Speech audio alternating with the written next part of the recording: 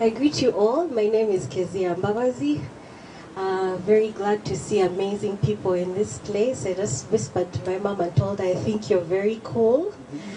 I really would love to recognize the highest people in this room, of course. I don't want to mention all the titles, but it's such a joy to see you in person, and not only on the internet and in magazines and on, newspapers. It's actually amazing to be in the same place with such people who God has exalted in our land. It shows you a sign that truly they also take note of us who are still down here trying to climb. Mommy is an amazing woman. I know because I'm her daughter, you people might presume that I'm going to only say nice things, but I prefer to go in the angle of who she is and her expertise now as a gardener. I shared this with someone earlier on, and I said, why did Jesus decide to come back in gardening clothes when he had resurrected? He was giving off the image of a gardener. And when Adam and Eve were created, they put them in a garden.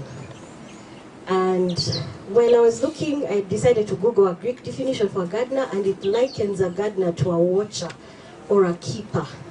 Someone with the ability to actually see things critically and understand them and, keep them. Momo has a gift of keeping. When I was in Switzerland, I called her and I had an orchid in my house that had spent 3 years without flowering. I asked her, Mommy, you have so many in your garden, they're flowering, what do I do? So she gave me an instruction on what to do. I'm not going to tell you because you might also go and then your orchids flower. Let me not tell you, so you give her business.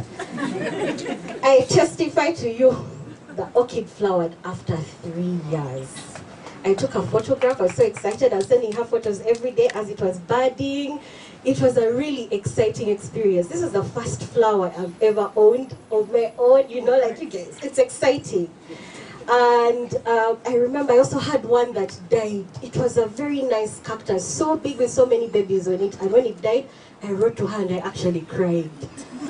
And then I said, is this how Christ feels with us as he watches us give forth fruit, become beautiful, become flowers? It makes him so joyful to see his people flourish. And I understood why Mommy is very gifted in that area. She has a revelation of keeping and watching. So as women, learn from a fellow gardener. It is a gift to be able to have people come in your life and they stay.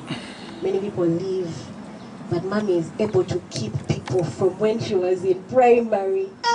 Friends, that is a revelation. To be able to keep a friend that long, and I really learned these little things from her.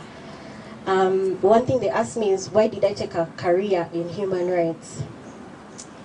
I know other people wanted me to maybe take gardening or be a businesswoman like my mother.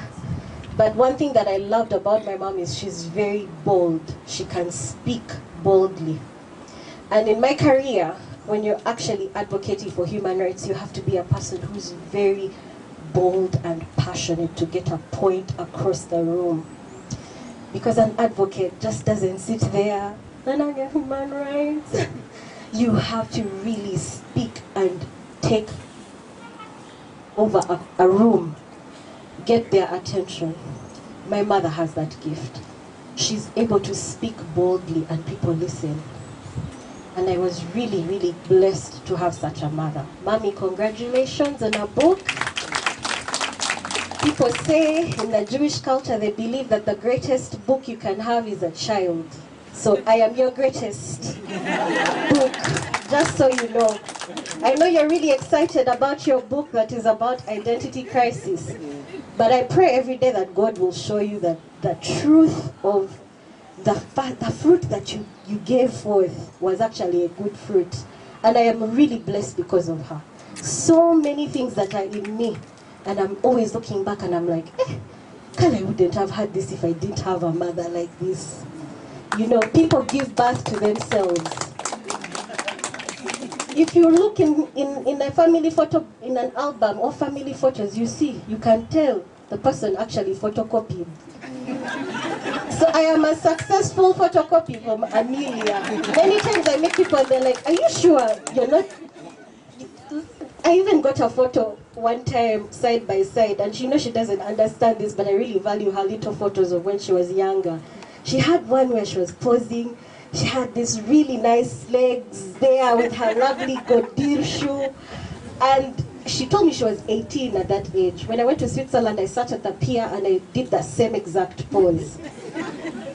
And it was actually the day after her birthday when I did this, and my dad passed away that same day, imagine, when I did the same photo.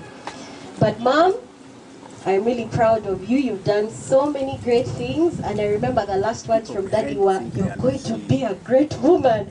But I'm like, but Daddy, she already is great. You truly have done great achievements, and I pray that you continue to shine, because that is who you are. You're just beautiful, you're strong, you're able to gather so many people, you're able to do any kind of business and excel. Truly, God's hand has been upon you, Momo. And this is a day to testify about it. Thank you all for coming.